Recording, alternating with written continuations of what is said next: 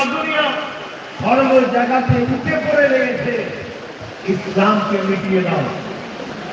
বড় দুঃখের সাথে বলতে হয় আমাদের সোনার ভারতবর্ষ যে দেশ হাজার হাজার বছর ধরে হাজার ধর্ম হাজার ভাষা মানুষকে দেশ বুকে করে আগলে রেখেছে, কখনো ধর্ম নিয়ে দেশে সমালোচনা হয় না।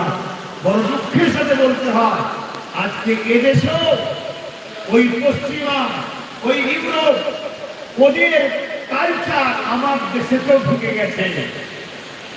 যে কালচার আজকে আমার দেশেও একদল মানুষ ইসলামকে মেটাবার জন্য আওয়াজ করছে। হাতটাকে আমার পশ্চিম বাংলাতেও নদীর উপরে বেশি দূরে নয়, কোন একজন মানব যদি পশু এটাও বলছে কোরআনকে ব্যান করা দরকার।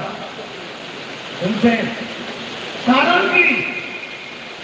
কোরআন তো সন্ত্রাস খতম করার জন্য শিক্ষা দিয়েছে, কোরআন তো চুরি বন্ধ করার শিক্ষা দিয়েছে, কোরআন তো যুব সমাজকে নেশা থেকে বাঁচাবার শিক্ষা দিয়েছে, কোরআন তো নারীদের ঘরে যেগুলো দেওয়া হতো সেই নারীদের বাঁচার অধিকার দিয়েছে, কোরআন ইনসাফ প্রতিষ্ঠিত করেছে, ন্যায় প্রতিষ্ঠিত করেছে, মানুষের অধিকার দিয়েছে, কোরআন সত্য সমাজ করার কথা বলেছে, কোরআন বলেছে এমন একটা সমাজ গড়ো যে সমাজে কোনো মানুষ কোনো মানুষের উপরে জুলুম না করে, অন্যায় না হয়, মানুষ যেন সাম্য শান্তিতে বসবাস করতে পারে।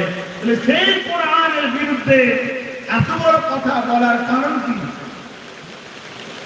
আমার ভূমিকাটা আপনারা বুঝতে পারছেন তো নাকি? না অন্য কিছু আলোচনা করবো? কারণ আমি প্রথম এসেছি আপনাদের এলাকায়, আপনারা এখন কোন হাওয়াতে ঘোরেন আমি কি জানি না। তাই বর্তমান যেটা ঘটনা ঘটছে এটাকে সামনে রেখেই আমি আপনাদেরকে কিছু তারিখে হাজির করাবো।